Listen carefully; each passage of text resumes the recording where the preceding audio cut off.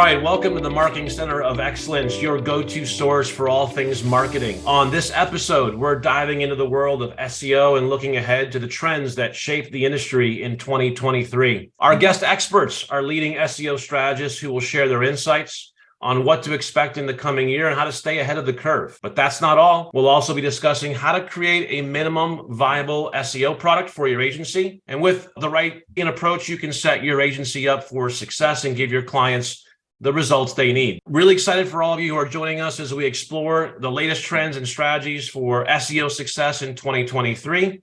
And I hope you're ready to take your agency's SEO game to the next level. Let's get started. I want to welcome first and foremost our guests and my co-hosts, Lynn and David. Welcome, guys. Hey, guys. Thanks for having me. It's great to be here. Yeah, good to have you guys here too. All right. Welcome everybody who's here as well. So what are we talking about here in January's Masterclass? SEO trends. All three of us in preparation for today's session look back at the different looks that we have at the industry and looked at the trends, looked at the ranking factors. We're going to talk about just what happened in 22, just some of the major things. Obviously, there's a lot of smaller things, but we're going to talk about just some of the major things that happened last year. We're going to talk about the local ranking factors for 2022. And then we'll talk about how to create an MVP product for SEO in your agency. Notable updates for last year. I actually skipped to December of 2021 because it really was a big update. That was the vicinity update in December. This affected the local map results significantly because what it did is it shrunk down the radius or area of what a GMB listing would otherwise or was prior ranking for. And it really contracted the results into local vicinity or more localized search results. And it had a pretty big effect on 2022 in terms of local SEO. So that was just notable. I thought everyone should just be aware of that if you weren't. The page experience update in February, the product reviews update in March. There was a larger core update in May. And then for me, this is where things really changed with the helpful content update, not just in August, but then as it continued to roll out after August, after its initial rollout, we definitely saw the landscape in search definitely begin to change pretty dramatically.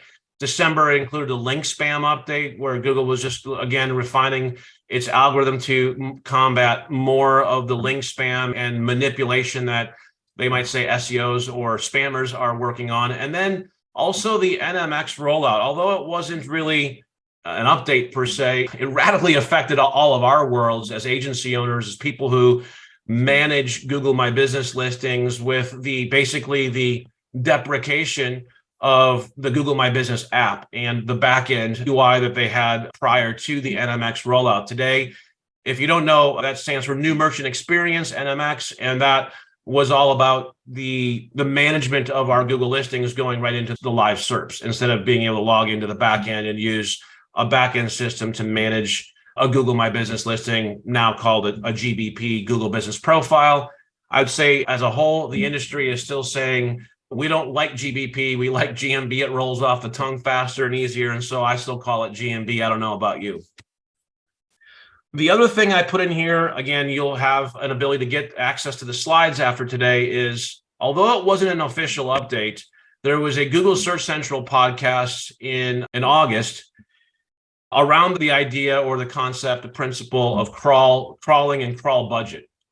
And although it's really good just learning more about crawl budget, if you don't understand crawl budget, never heard of that, I would definitely recommend you watch that. But there are lots of really great nuggets about just how the algorithm works. And you hear from a couple of guys at Google who are involved in different components of their systems. And so I thought it was a really worth noting and mentioning this as well, because I listened to the whole podcast and it also helped give me some ideas for today. I included the link for that as well. Guys, my co-host, anything on this first slide that you want to add?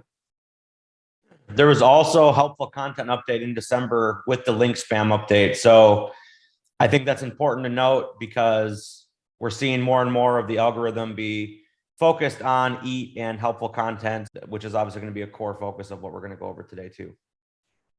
Yeah, I agree. Helpful content update, to my understanding or knowledge, it still continues to roll out, so to speak. They're going to continue to refine that, and it definitely had a fundamental impact on SERPs and how we look at everything. In terms of, from speaking for myself, how I look at everything that we do from an online perspective, especially as it relates to content, which is the segue into the introduction of EAT. So concurrent with the helpful content update, which began in August, there was that episode. It was at Google. It was the SMX conference, I believe. One of the engineers at Google was on interviewed or whatever, and he mentioned that EAT was a part of every single search query at Google.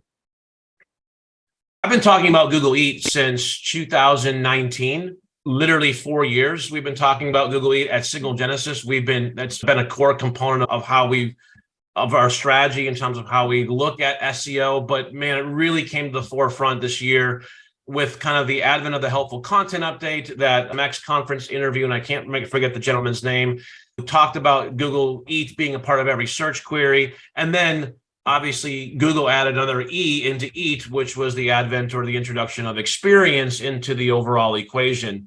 And so that happened. And we talked a lot about EAT in both November and December's masterclass. So for those of you who want maybe a little bit more in-depth knowledge about Google EAT, I would refer you to our November and December replays of our masterclasses. For those guys, anything you want to talk about here with Google EAT, we'll get into a little bit more, but by all means, if there's anything here, let's chime in. I'm good. I think that if you're hearing somebody say from Google say that EAT's a core part of the metrics in it, and it's applied in every single query, I think we should take notice. You may want to go back and look at that content and understand that if you're not thinking about EAT, you're missing out and you're not doing the best job you can for your clients. Yeah, that's a good point, Lynn, and it's spurred on another thought here, and that is EAT is not, there's not like an EAT system in the algorithm. Okay, the algorithm is made up of several systems. And there's no official EAT system, okay? It's important to note that. Rather, you're going to see EAT like signals in many of the different systems, okay? Like the helpful content system is a system at Google, in Google's algorithm, and there are several factors of EAT baked into the helpful content system. And so it's important to understand that EAT covers several different systems within the overall algorithm. And that's why they're underscoring and saying it's part of every search query. And I think that's important. Oh, go ahead, Lane. No, go ahead, David. I was just going to say it's really important to understand that when it's a part of every search query, that means it's part of the fundamental algorithm, right? It's not like one piece of it where it may get triggered, may not get triggered, which is common with a lot of the algorithms that Google has. Not everything applies to all areas, and there's different algorithms for different pieces and portions of Google. But when they say it's a part of every search query, that's part of the fundamental underlying tone and system that Google has developed. What this really feels like to me is I've been doing SEO for close to 20 years now, and I used to be the SEO director for Easel Articles. And Easel Articles, which most people, it's weird, probably don't remember, no, but they were a top 50 website in the world. And when I worked there, their headquarters was in Green Bay, Wisconsin. And it was weird because it was like the only SEO job available in this whole area. And of course I applied and worked my way in there. But what was interesting about them is they were generating hundreds of millions of dollars through Google AdSense. And they had over 5 million pages on their website. So this is like an enterprise level campaign. But what was interesting is Panda and Penguin feel really similar then to what we're feeling now with EAT. And I will tell you that they didn't take it serious at Easel Articles when I told them that we had to change the entire strategy or it would fall apart. And sure enough, Panda Penguin dismantled the whole company and they shut down. They fired their hundreds of employees. They built a $30 million new corporate headquarters trying to be like Google, and it's just sitting there vacant. So it is really reminiscent of Panda Penguin, and this is how I feel about EAT. And Panda Penguin is just part of everything inside of the algorithm. So I really think we need to take notice, as most of your agency owners, or maybe you're running campaigns specifically, that this should not be ignored. If you ignore this, will end up hurting you in one way or another, especially as more algorithms updates roll out over the next coming months. This is just super important, and that's why I'm happy to be a part of this. Yeah, awesome. Hey, David, I was moving my office just recently, and it came across my Easel Articles mug that I still have. That was standard when you were a partner back in the day and you produced content. It's so funny how many people used to hit me up too, and they pay you to get my content published and this, that, and oh man, that's funny. Small world. My wife still has a bunch of the Easel Article mugs as well. So that's small world. You got the whole dinette set, huh? Yeah, we got everything. I think it's also important to note, you could also make this into an equation. E plus A equals T, okay? And Google even, I think it was John Mueller or Danny Sullivan recently hinted at that really demonstrating experience, demonstrating expertise, and positioning yourself as an authority and getting authoritative links are going to help build trust with the algorithm. So you can almost look at it like as an equation. And then just look at the different areas. How can you demonstrate experience? How can you demonstrate expertise?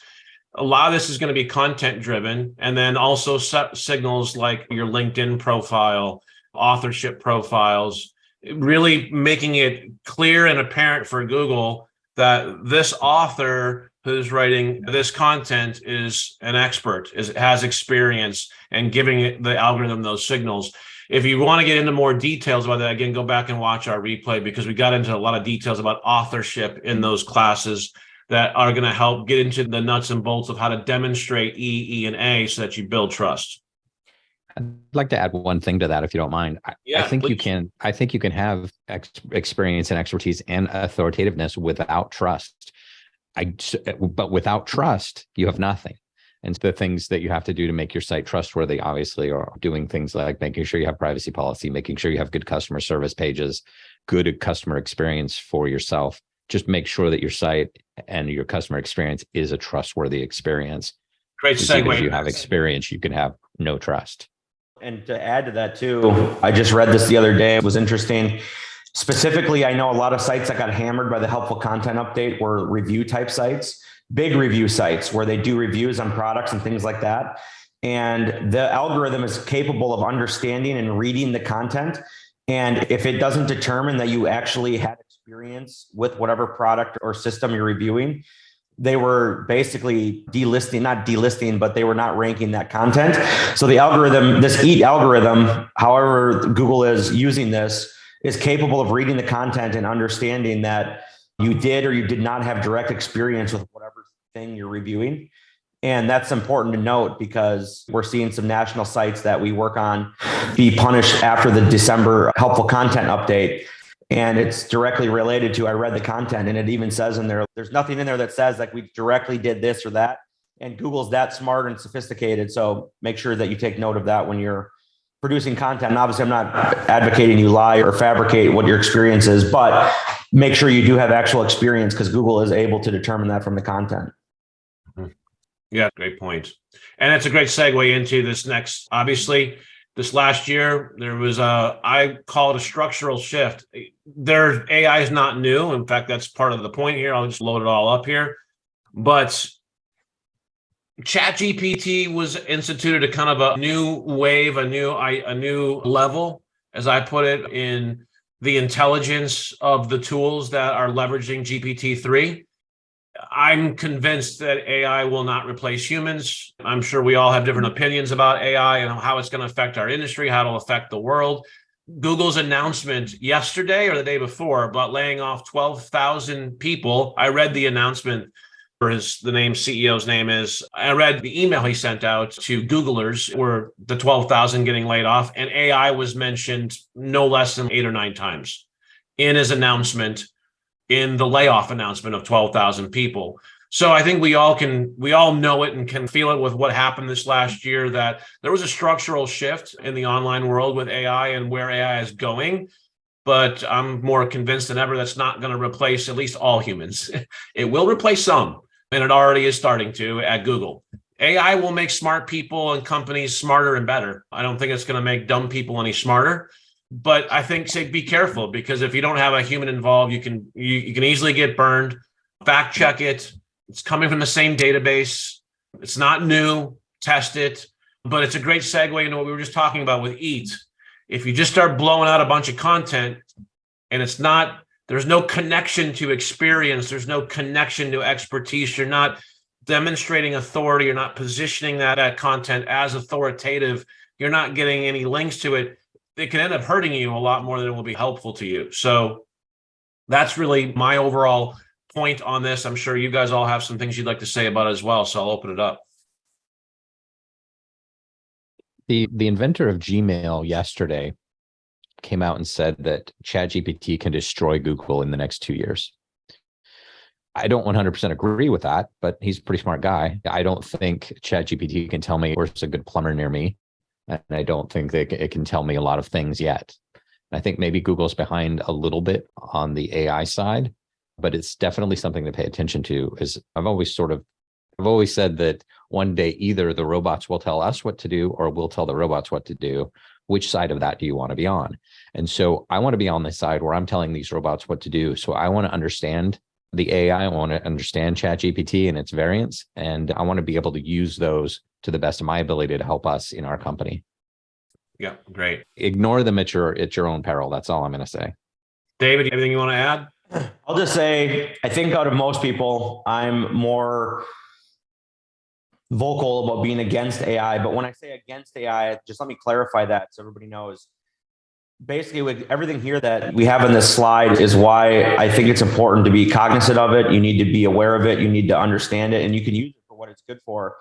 But as written here, do not just churn out AI content and publish it for clients. You will end up getting burned. You will get your clients burned.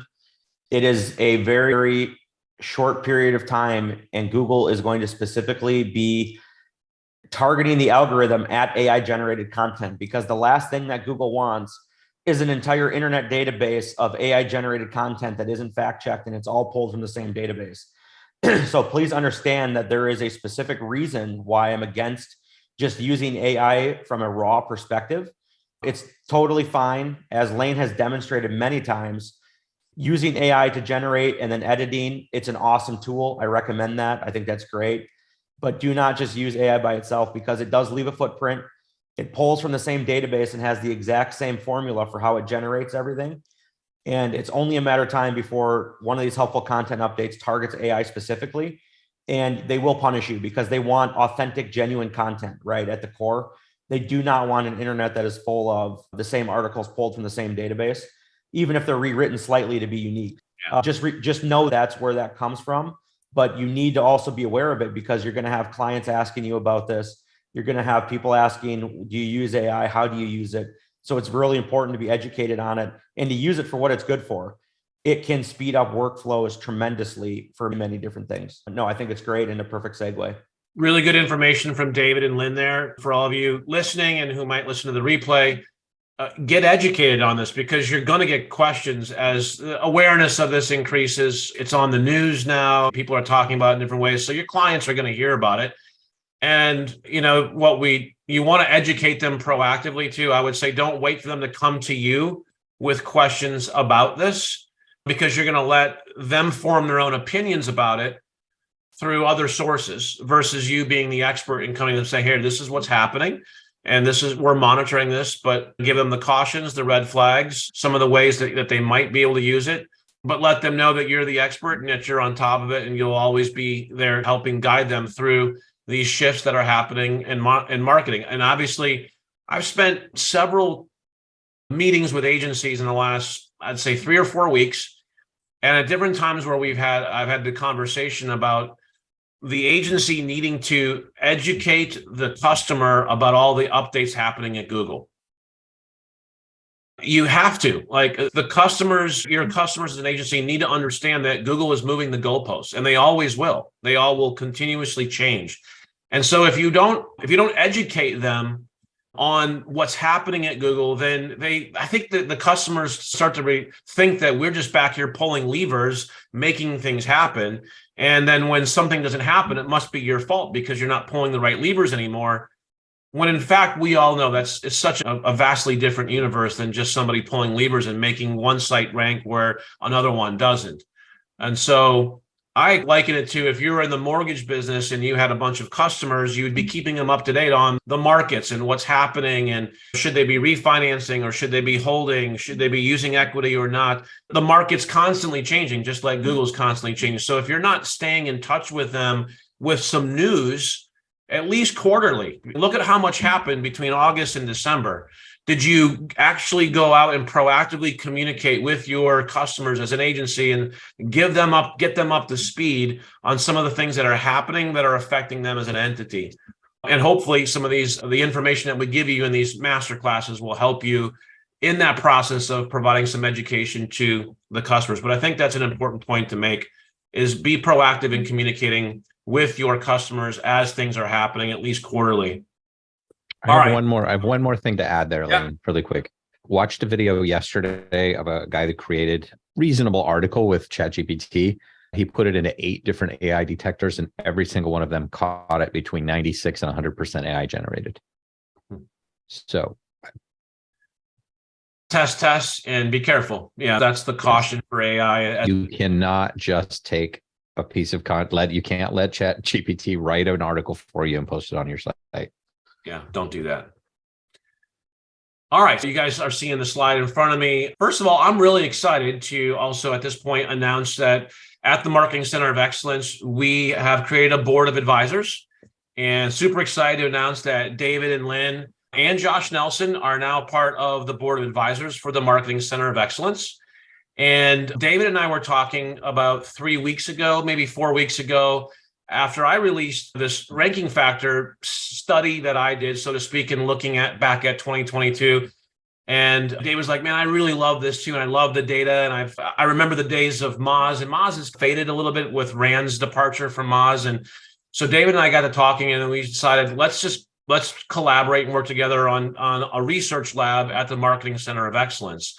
And so the MCOE Research Lab, and David's going to really spearhead that effort for us at the MCOE, is to just going forward, analyzing, researching the trends, the data, the factors that are influencing our industry, and helping us compile them and put them together in a usable format for our agencies who follow us and are a part of the community here at the Marketing Center of Excellence. So David, super excited to have you on board as a board of advisors and helping us lead up the research lab.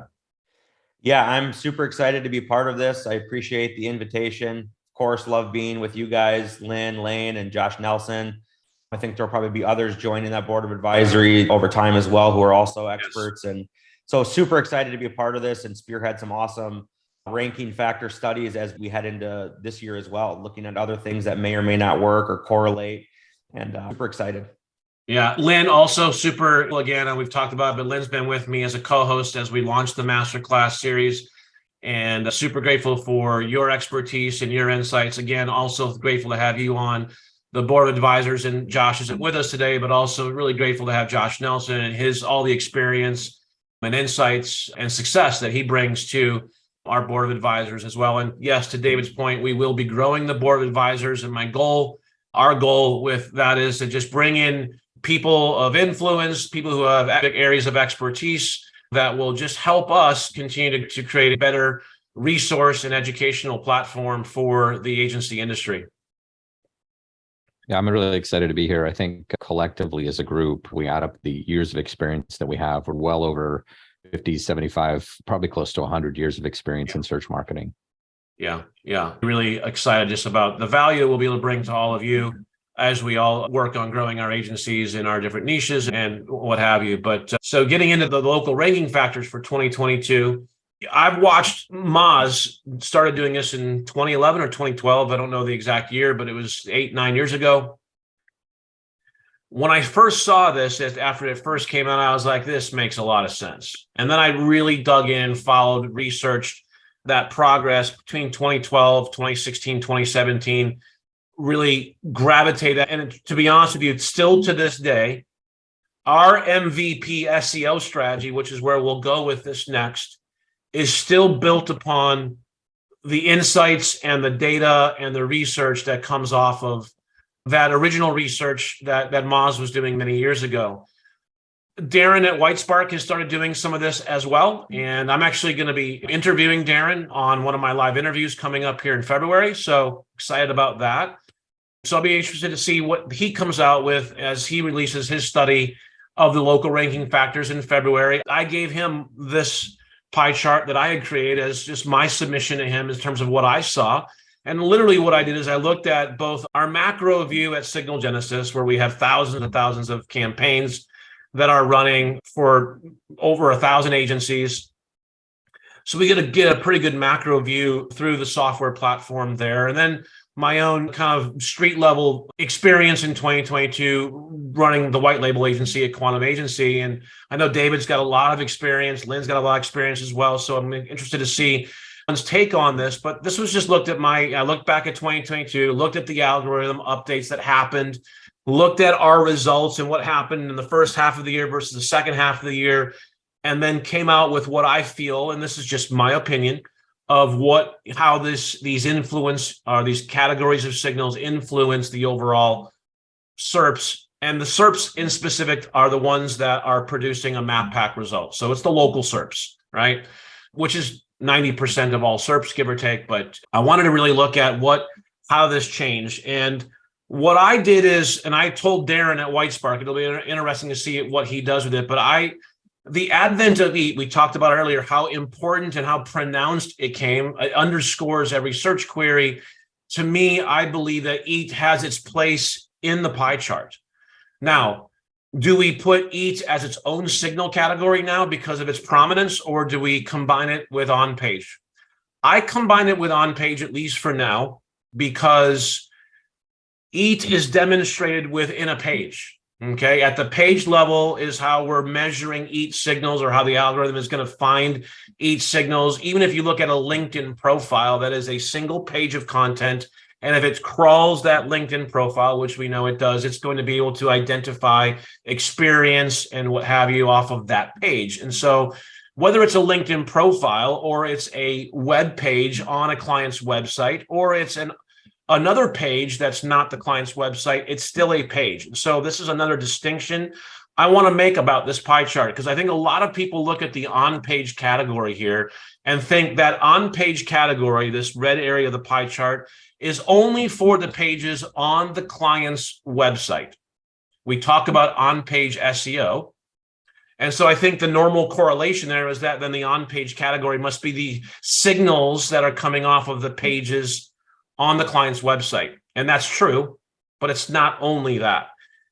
Any signal that's on a page is an on-page signal and falls into this category.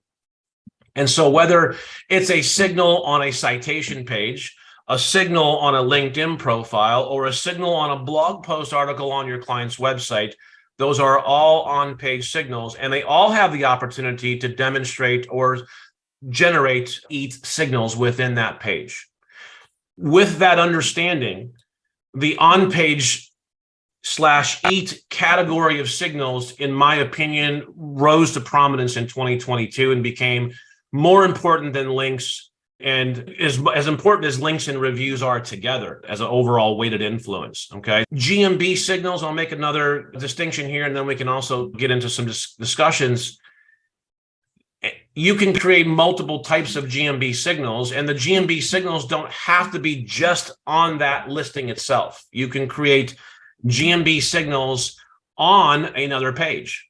Okay. And so don't think that GMB signals only have to do with signals that you can create or generate around that listing, rephrase, in that listing itself directly, like a post or a photo or a Q&A. Certainly those are signals around the GBP or GMB listing, but you can create signals around that GMB off page or off of the listing by including a CID link to that Google listing, or as we teach with Signal Genesis, embedding an GMB post image into a press release and then amplifying that out to news networks. Those are going to create GMB signals.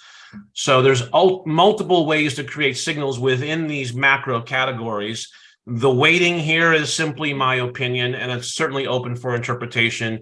And we'll actually give all of you that you get, when you get the slide deck, you'll get a link to this spreadsheet here, and you'll be able to manipulate this as you see fit. If you wanted to change this to 31% or that to 28% or this to 12%, you can reweight these however you see fit. It'll reorder the pie chart accordingly, throw in your own logo down here, and then use this in your own presentations with prospects and clients. So with that, I'll open it up to the floor to see if anybody's got any questions about these before we finish out with our MVP.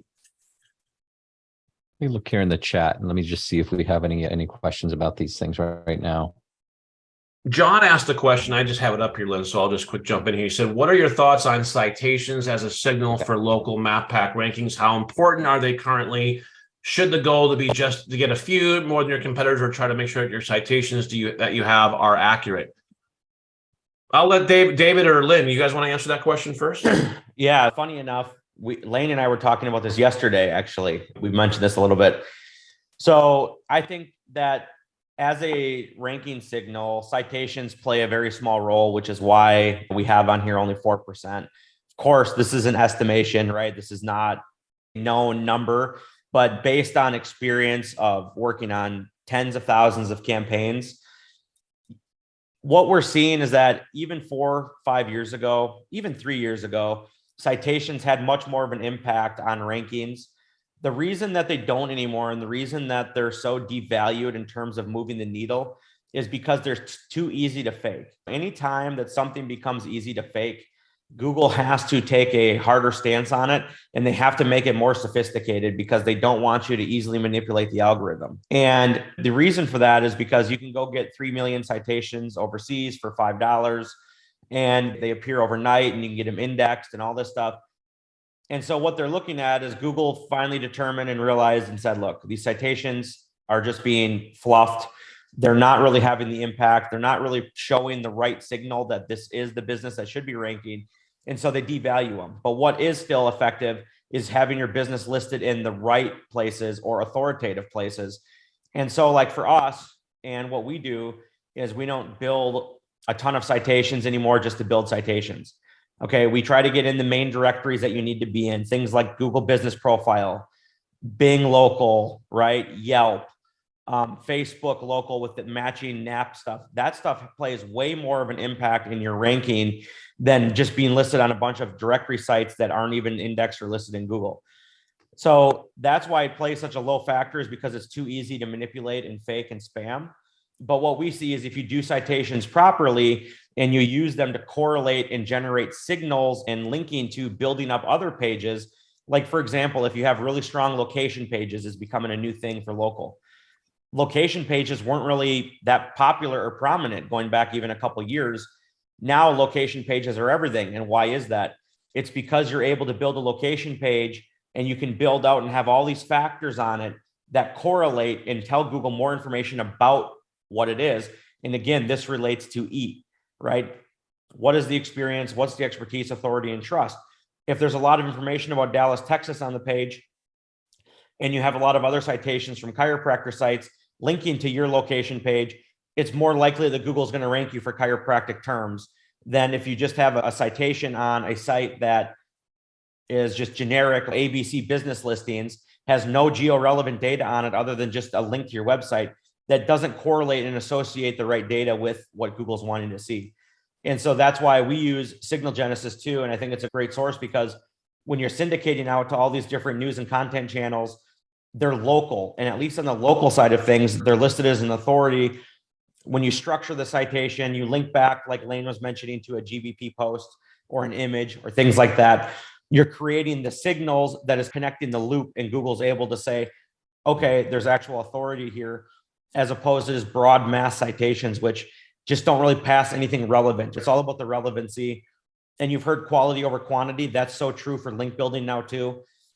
Link building is slowly becoming less and less effective. We use it a lot, but a relevant link is worth way more than an irrelevant link. And it's the same way for citations. So it's a long answer. I hope I answered that properly. It's Yeah, great. Lynn, you have anything you want to add there too? Yeah, a little, only because David covered that incredibly well. And basically, I agree with him 100% across the board. There's a handful of core citations that every business needs, the big business listings. And then obviously, if you can get some local directory stuff, those things can be helpful for your local rankings. As far as a core concept that I want everyone to understand is that Google sees, they treat your business, your address, the city, the state, the county, they treat them all as an entity. And so basically they're database entry. And in your mind, what we're trying to do is we're trying to make connections between your business entity and the city entity, and you're trying to create entities, connections here. And so that's where these signals come in. And if you think of it that way, how can you connect the city of Dallas to your Dallas business in such a way that they're relevant to each other? And that's where the signal stuff comes in. I'm 100% with you guys on the citations and their effectiveness. Citations for us are a set and forget type of, if I'm an MVP SEO product, you'll see on one of the next slides here. But to answer John's question, we set it and forget it in the first month, and that's it. We're not going to put manual effort into something that has so little overall influence. And again, we like David said, 4%, maybe it's 7%, maybe it's 8%. Who knows? But we know it's definitely much less influential than some of these other things. So I'll explain a little bit more on the set and forget component of citations here when we get to that. Yolanda had a question about, would you not get content to your site in terms of a local ranking factor? In almost every category here, content is what's required to generate a signal. So reviews are content. They're just generated by another person about that company, but it's still content, right?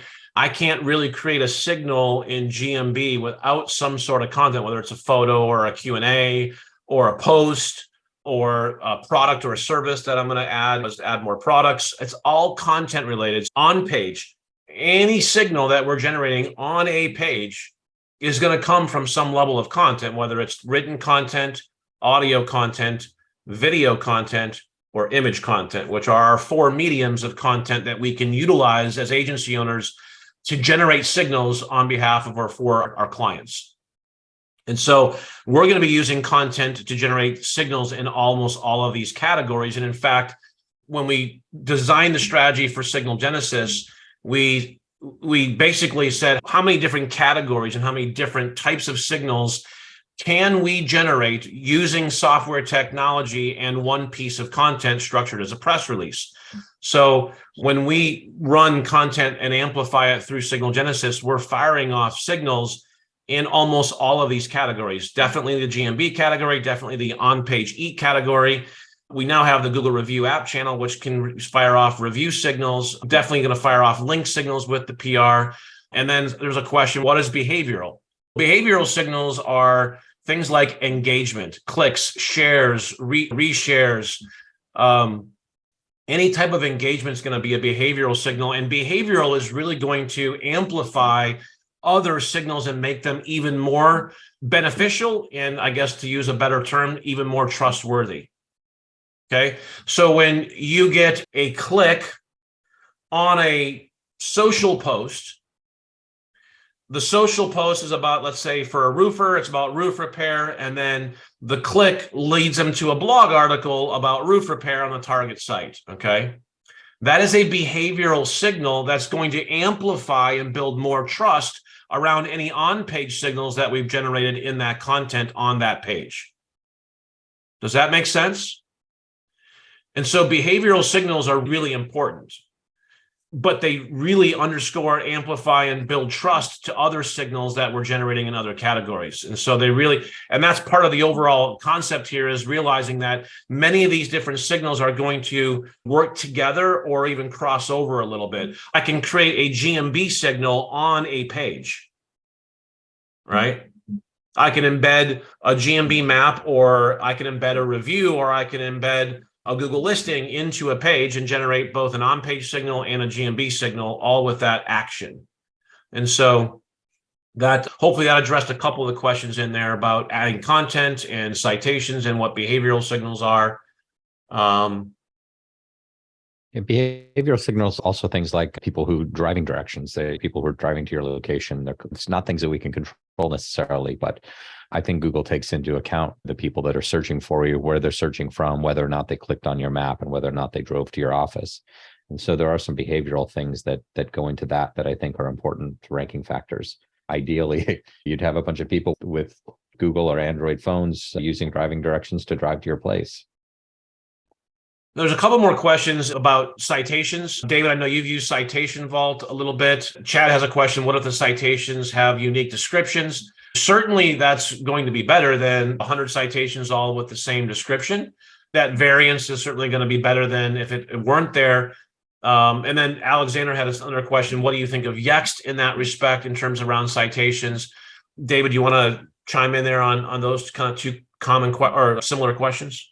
Yeah. So obviously we always want content to be unique if possible, right? So whether you're writing product descriptions for an e-commerce site or you're writing descriptions for a citation for a local site, you absolutely want to try to have unique descriptions if possible. That isn't always the case, obviously, depending on what kind of syncing and citation aggregator you're using, but it definitely helps. But I don't think it like moves the needle dramatically. So if you were to have unique descriptions versus the same description, it's not like you rank number 1 and the other one you rank number 10. Right. But I think it's from a best practice holistically, right? We always want to try to have unique content and do better in that regard. But so yes, unique is better. To Alexander's question of what do you think of Yext? So Yext is good because they do get you in the main core directories, right? The ones that we mentioned. So like a big one now that's going to be a huge factor is Apple Maps, right? So Apple Local, whatever they're going to end up calling it long term. You need to be in Apple Maps, okay? Guess what? A lot of the data aggregators and things don't sync right. They don't pick up the listing. Things don't update properly because Apple is wanting you as a business owner to go claim that. Really important. So Yext hits the main points. So I think in that regard, Yext is good. From a business perspective and cost perspective, I think Yext is a ripoff because as soon as you leave, all the suppression and all the work they were doing comes undone, and it can make you look bad from an agency perspective. Almost like you're vindictive that the client is leaving you. And why is my duplicate listings coming back? Why am I not showing up in that? So I don't agree with that business practice, but they do that on purpose to make it painful to leave. So I think Yext is effective. They do what they say they're going to do, and it works well. It's just more costly. I think you can probably get the same benefit and the same functionality from Uberall or Sign Up or one of these other ones where they basically do the same thing and they just do it cheaper because they're trying to grab some of that market share from Yext. I don't think there's anything wrong with Yext at all. I think it's a good tool. It's just expensive, but yeah, recommended as well because I do think you need to be in those directories. The other thing that's important, I'll note this, is we currently do citation syncing through Local, which is a GBP management software that we use internally. We may be switching that up here. I'm not sure how that's going to go, but they sync with the main directories that are the core, like Apple, Bing, Google, Facebook, etc. A couple big ones like Yellow Pages, White Pages, things like that. There's a couple big ones that are good to be in. But what they do is they also sync with all of the GPS databases. So for all the car systems, for all the different Uber, Lyft, all these types of systems, it's really important that your clients are getting synced in there. That way, when people are taking an Uber or a Lyft, or they put it into their car GPS system, that information is showing up correct. And Google, I'm sure, has access to those databases and polls from there as well. It would be naive to think they don't. So being in those systems is also something important. Maybe Lynn or Lane have something to add to that. Yeah, speaking of David's point there, I said earlier, in our MVP SEO product, we are doing citations, but it's a set and forget in month 1. And we were using Uberall years ago. In 2022, maybe late 21, we switched to Yext. I just wanted to try it out. The reason was Yext included some paid authority listings that are a pain in the ass in order to create manually. And so we did that in 2022. We just switched back to Uberall in January. So we are migrating all of our clients back to Uberall. Uberall has a direct connection with Apple Maps Connect. The other thing I liked about Uberall after looking and being able to compare both the white label version of Yext and Uberall was that Uberall also syncs with almost all of the major car manufacturer GPS nav systems. For some reason, I just feel like that's really a really good signal, and Google's definitely going to get those. And so we're going back to Uberall. Uberall is also a little cheaper. So Uberall, Yext, Citation Vault, whatever it might be, it's worth paying attention to and making sure that your NAP is consistent across the ecosystem as much as possible. But it's not worth doing a bunch of manual work month in and month out, especially when you look at the questions of an MVP, minimum viable product for SEO.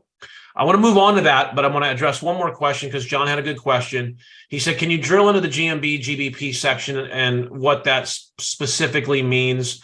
What are the actions or elements, the category, the pictures, the content in order generating signals in this major category for local SERPs? I touched on it a little bit, but I'll just quickly underscore it and or just repeat it again. GMB, GBP signals are any signal that you can create about that Google listing, that target listing. Now, those can be signals that you create on the Google listing itself. In other words, you go in and you create a new Q&A, okay, a question and an answer. That is a signal, all right? And you are able to train the algorithm with that signal, that content. Uploading a photo is a signal. A standard post or an offer or an event post, those are signals, and then you can create those directly on that Google listing as long as you're a manager or an owner. However, we can also create what I would just maybe call off-listing signals, signals around that Google listing that are not directly on that Google listing. For instance, I can take a GMB post image, use that image address URL and insert it into a press release inside Signal Genesis, and then create a GMB signal around that GMB listing and a related post by inserting that image of a previous post into another piece of content. When Googlebot crawls that press release, it's going to see the image there. It's going to see the image source URL. It's going to know the relation to that Google listing. You're going to have a GMB signal. You're going to have an image signal, and you're actually going to get a do follow link signal because all image URLs, image source URLs are do follow links. So you're going to create 3 signals with one image being pulled into another piece of content, whether that's a press release or a blog article or whatever the case may be. Those are other ways you can create signals. A map API call is a signal around that Google listing if you're executing map API calls. And so that's just, hopefully, John, that gives you a little bit of a more specific and potentially wider view of how we can create signals around a GMB listing, both on the listing itself and off the listing as well. Okay. Creating an MVP for SEO. MVP stands for minimum viable product.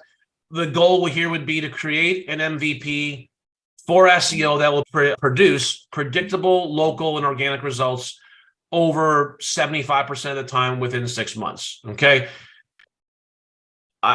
You could change that goal. Okay. But I got that goal because that was the goal that I sat down with in 2014, 2015, as we began to start to scale our SEO and our generalist agency at the time. I was like, I can't be doing all this stuff manually and everything being custom for every single SEO campaign. We have to standardize, we have to productize, and I've got to create a more predictable result while at the same time not trying to do everything, because if I do everything, then I'm not going to be profitable. So the more activity you do that you don't need to do to get the same result means you're cutting into your profitability as well. This MVP strategy is important because it will also drive more profitability if you can nail it.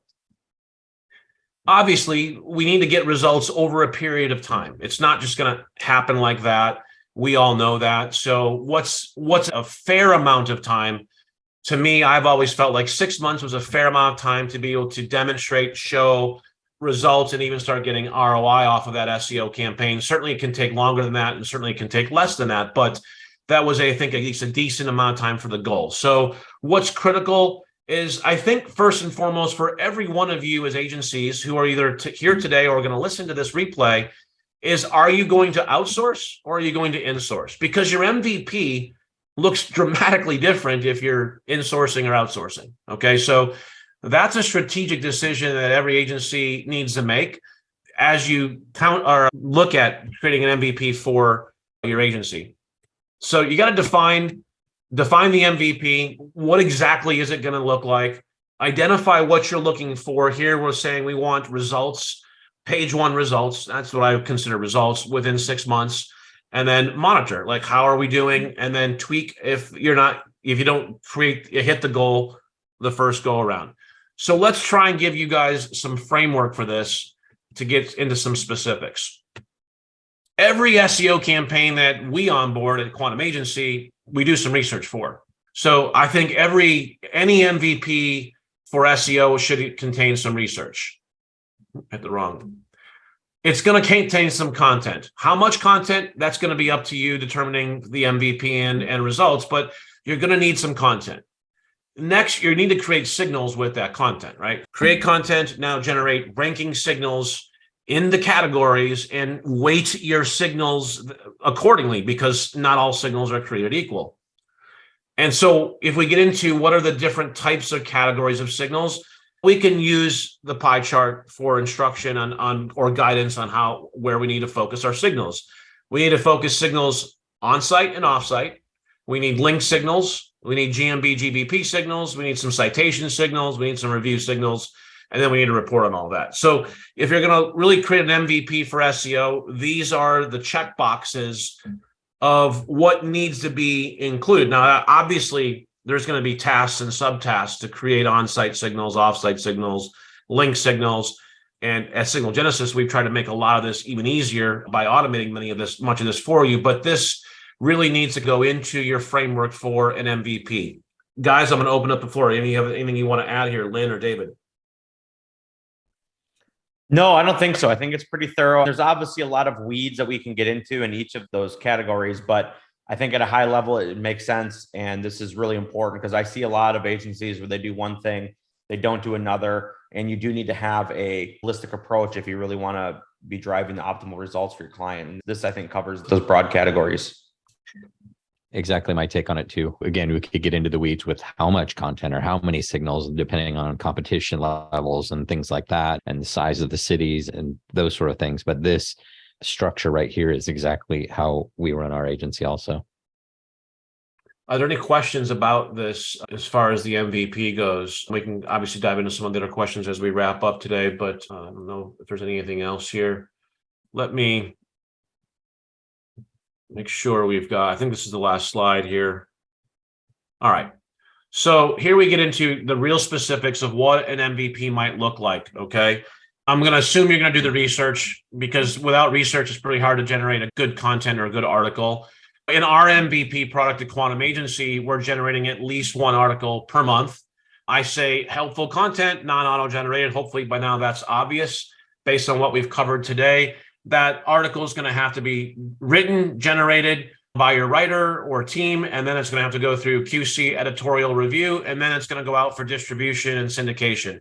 I probably could have put publication/distribution/syndication, because we're going to publish it. In our case, we're going to publish it to the blog or the media room first before we amplify it with distribution and syndication. On-page tasks. These are three big ones. Obviously, you can dive into, David said we can get into the weeds on these a little even more, but at the high level, from an on-page signal standpoint, we want to be creating author signals, EAT signals, and schema signals. If you're not using schema, it's a mistake. Those are powerful signals for on-page, but I'd say don't misuse schema or don't use it improperly. So if you don't know how to use schema, then get some training on it. Maybe it's something that we can talk about in a future class as well, because improperly using schema will actually hurt you, because it's then your schema is meant to give specific definition about a page. So when Googlebot crawls it and sees that schema, it knows exactly what's on that page based on the schema that it finds. So you don't want to use organizational schema across every page on your website. You don't want to use review schema on every page, because not every page is about reviews, right? Quick little sub detail there on schema. Off-page tasks. We want to create link signals. And so when you see that link category, if we go back to the pie chart here and we see the links, link signals are just signals. We call them backlinks sometimes, but they're link signals, okay? Google's seeing the signal as a link. Links are connections. They can be a do follow link or a no follow link, and both have great value. In fact, now you have sponsored links as well, but no follow and do follow are both very valuable. Obviously, do follows are the only links that actually pass PageRank or authority. No follows don't pass PageRank or authority, but no follows create connections for the algorithm, for the bot. And so you can train the algorithm with your link signals, your no follow link signals, by no follow linking out to authorities in the space around the relevant piece of content or the relevant. And so don't underestimate no follow links, because they're also very important. And then obviously tasks and GMB tasks. Obviously, I could have put GMB tasks first because it's the most influential. So these are not necessarily ordered in the order of importance. They're just the overall look of tasks that need to be in your minimum viable product if you want to move the needle. The only thing I would say that you could eliminate from an MVP would be potentially citations. I wouldn't eliminate anything else from an MVP other than potentially citations if I were trying to truly get down to that MVP, but that which moved the needle predictably in 8 out of 10 cases within 6 months. Comments, questions? That's my last slide here. We have other questions. We'll go through the questions. David, Lynn, you have anything you want to add while I go through the questions here? No, I was just thinking about the citations and the way Google sees our sites as obviously we're trying to build authority and trustworthiness and authoritativeness. If you have a business in 2023 and you don't have a Facebook listing, or you don't have a listing, or you don't have a Twitter account or a link back from there, are you a real business? And I think those signals of the main kind of core citations are really important. We use Bright Local, and we like to see the citation score go up over time. And so we do add some other manual citations to that, but the core of that is really the main ones. But other than that, this is exactly what we do too. And Go ahead, David. I was just going to say one thing to point out, guys, about citations. They're not bad. They don't hurt you. And as Lynn just mentioned, right, he likes to see that citation score go up over time. Remember, not everything in your SEO package needs to be directly for the algorithm. Sometimes clients need to see tangible deliveries. It's not that they're wasting money on that, because the citations are still good and helpful, but they do also sometimes need to see that improvement, right? They need to see that linear progression. And so it's really important, like what Lynn was just saying about seeing that citation score go up. If you just ignore citations, or you do them and say some other thing where you can't report on them, that doesn't help you either, because retention is not just results. Retention is also perceived value. So it's important that the clients have a mixture of both in addition to achieving actual rankings. So I just wanted to throw that out there too, that don't think that we're saying citations are bad to do. Just don't make it the core part of your strategy when it doesn't move the needle the way other things can do. But definitely you guys want that for a tangible deliverable. That is important. Also, every SEO agency in the world is going to be hitting up your clients trying to steal your business. And they're always going to lead with usually a citation report that says, oh, your citations aren't accurate in all these directories, and we all know it's garbage. But if you don't have a report where you can rebuttal it with, you will be in trouble, and you will be at risk for losing clients over something as stupid as that. But that is just how this industry works. So make sure you do button it up and you have a report so you can show your client that, hey, we took care of this core piece. Now we can move on to what's actually going to move the needle.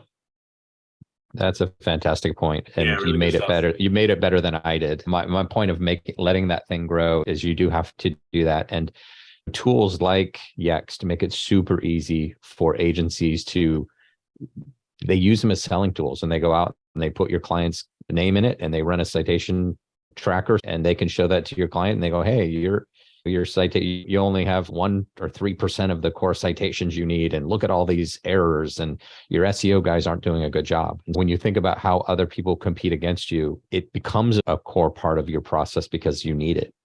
Really good information here and feedback. There was a question that I think Chad was, or a question/point Chad was making about location pages and location-based signals. And I just was bringing this up. This is a site that we manage, and we're bringing in location-based data in the accordion here, and it's coming in through Google APIs. And so if I click on that, it's going right out to the Google listing for that local authoritative point of interest. And these pages all rank in the #1 spot almost across the board for every one of these locations that we're going for. And it's all duplicate data, duplicate content. These pages have been live for over a year. I was actively, and I have been actively watching these pages to see that did the helpful content update trigger these pages to get basically de-indexed or just not ranking anymore. And that did not happen in this case. I believe that did not happen because these are all duplicate pages content. It's only because of the location specific information that we included on each of these pages that is unique coming through the API. we know Google loves pages that have API integrations with their APIs. And then this is obviously all unique, authoritative information specific to that location or city. And that's some of the information that we use to create a more unique location-based page that is firing off more signals around that location than what might normally meet the eye. And then David had a really good answer about location and signals too, but I want to call attention to, he was answering, I think it was Chad, but he said, let me go up to it here. Alex, check-ins and data points are extremely beneficial and really huge in relation to the algorithm. We've done user data manipulation and seen insane ranking progress on research test accounts our team tested with it. And David's right. This is not something that you can really fake or do for a client. It's black hat. If you do it and you get caught, you'll put that client forever in the sandbox, okay? Like forever. They will get blacklisted, their site, their GMP listing will get suspended. So don't do it, but you can teach them how to teach their clients to do it and their employees to do it, okay? And so all it takes is you just coaching. And I think this is an important point is as an agency, do not let your clients, even though they're paying you to do SEO, do not let them off the hook and think that this is just a kind of a, you do it all. Like they have to be involved in their success. And so it's up to you as the agency, the expert, to consult them and to advise them that they need to be involved in their success. Like they have to get reviews.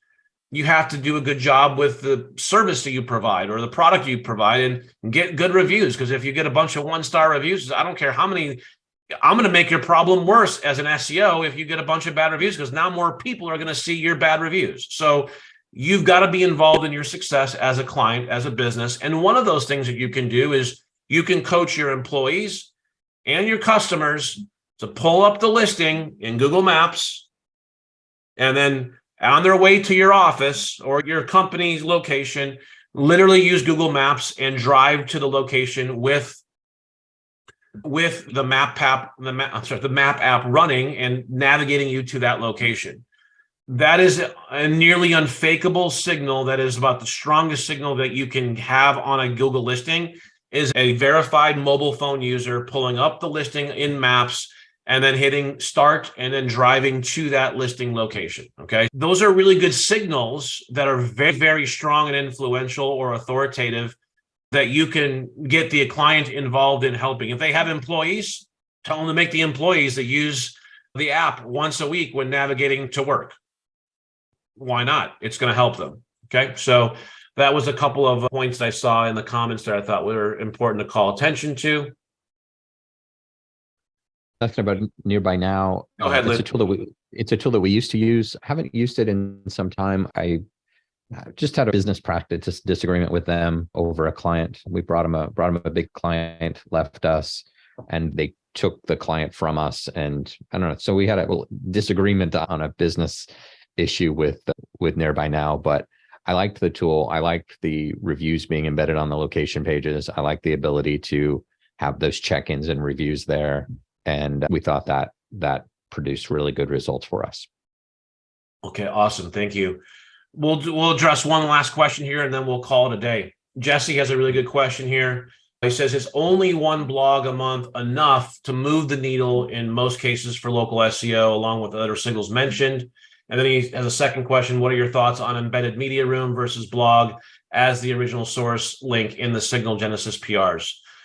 So for the first question, certainly this may very much change depending on the niche that you're in.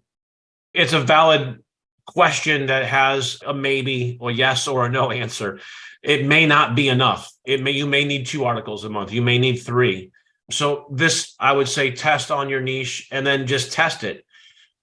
There's great in an MVP, which is why Lynn suggested, it was Lynn's idea that we talk about this today. Thank you, Lynn, for bringing this up as a topic. There's great leverage in MVP, notwithstanding the profitability that you'll get if you can figure that out. But your only way you're going to figure that out is by doing 6 to 12 months of testing and seeing, is it 1 article or is it 2?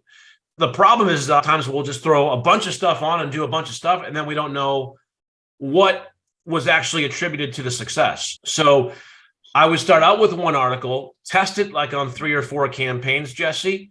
And then if you don't see the result, then Try the next 3 or 4 campaigns with 2 articles and test and see how that goes. And then just figure that out for your niche and your industry, because it may not be one. You're right. It may not be enough. The key is to find that minimum that will give you the results the majority of the time within that 4 to 6 month time frame. I have found that 1 article a month can be enough as long as you focus that article on one topical keyword theme month over month.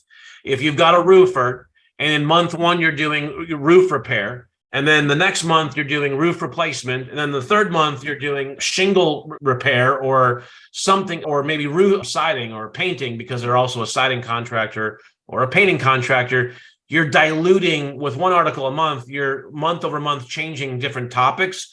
You're going to lose momentum within that topical keyword theme for the rankings. And that's where definitely 1 article will not be enough.